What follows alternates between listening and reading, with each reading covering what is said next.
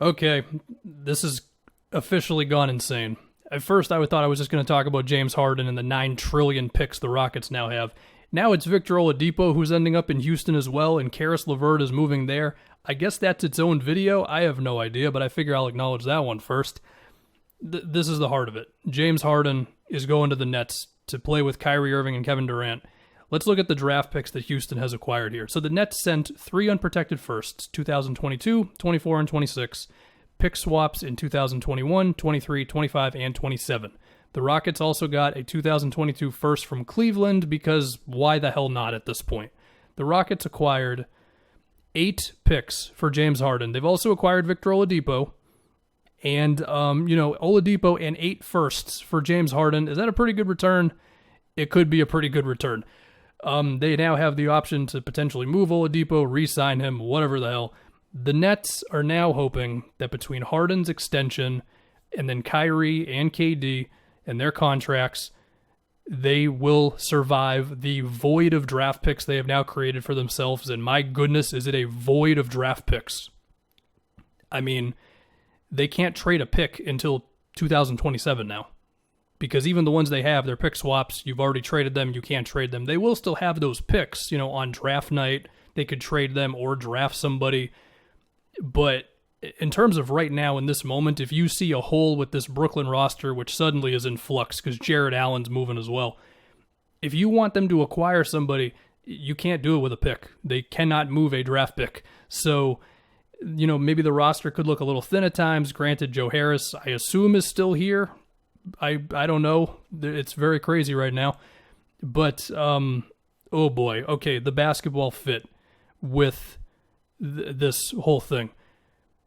I mean, it's 3 great shooters. It's 3 amazing players. It's 3 great shooters, 3 great shot creators. All 3 of them can pass. Harden's the best passer. Who's better between KD and Kyrie? I don't know. KD's gotten better as a passer. Kyrie kind of plateaued in like year 2 as a passer, if we're being honest.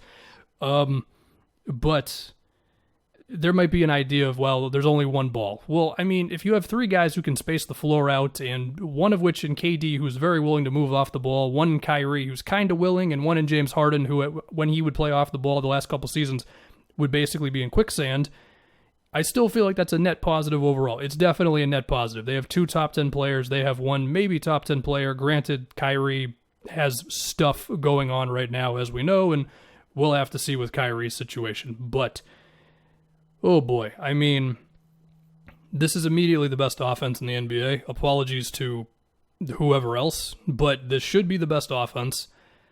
And this is, you could argue they were already a title contender if KD and Kyrie were rolling, and just on offense alone, this is a title contender. As a Celtics fan, I'm terrified of this team now, and you just need a plethora of wing defenders who can switch and all that stuff. I mean, this should be a super team. If Kyrie is here and everyone's on the same page and chemistry stuff doesn't get weird, this should be a super team. This should be a team that makes the finals.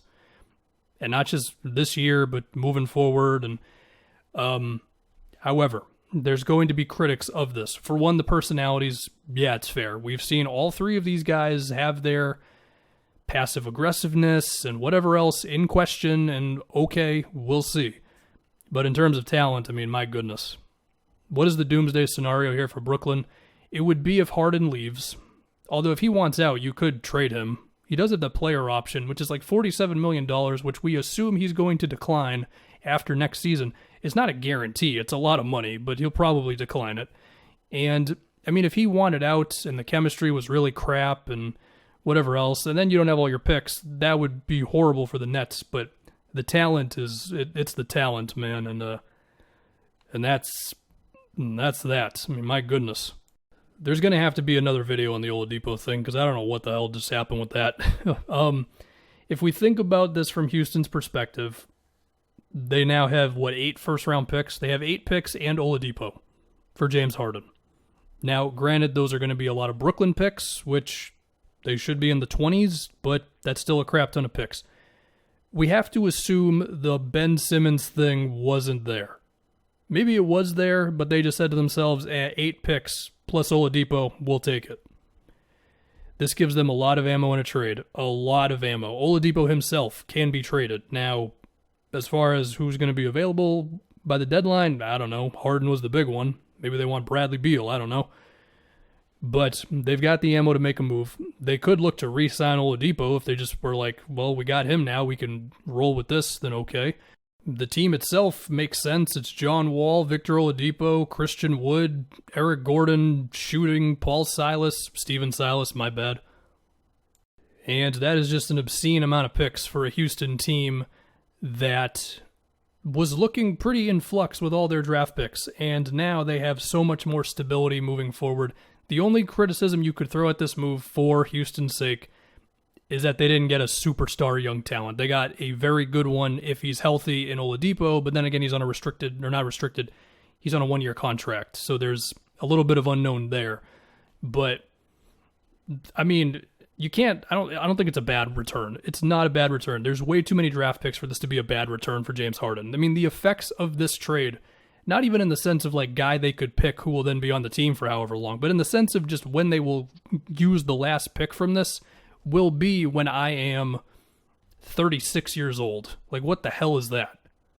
Now, if we take a look at some of those picks towards the back end, those do get a little dicey for the Nets. I mean, they're all dicey for the Nets. Granted, you had to do it for Harden, but it's more the idea of, like, on the tail end, there's no guarantee that Kyrie and KD are going to extend past the contracts that they're currently on. It's not a guarantee Kyrie is going to be on the team in 2 weeks. Contractually, he will be, but we don't know what's going on with Kyrie. And it's not a guarantee that Harden's going to extend or be good if he does extend, because he's going to be expensive and he's not always in the best of shape, as we know, but he's also never injured and whatever else. Anyway, the Nets might be bad with no picks in like 2027 is the point that I'm getting at, and that could be pretty rough. That being said, if you win 3 championships in that time frame, it's going to look a little better. Certainly, and it's not a guarantee that they're going to be bad in the tail end of that whole thing. But, yeah, my goodness. I mean, it's like every year we get this sort of thing. It seems like draft picks are becoming less valuable around the league. I guess it's a case-by-case basis depending on the team and all that. Karis LeVert is on the Pacers. I don't know what the hell to do with that one. I got to do a whole video about just Indiana and that whole thing. Oh, boy. I mean, yeah, as a Celtics fan, again, the Nets, I don't know what to do. I got nothing left, man. I mean, I'm just rambling at this point. I think it's that Oladipo pick. That one, the Oladipo, it's not a pick, whatever. That one really threw me off. Like, the Pacers just straight up said, yeah, we'll deal Oladipo for Karis LeVert. Nothing else going on. What the hell?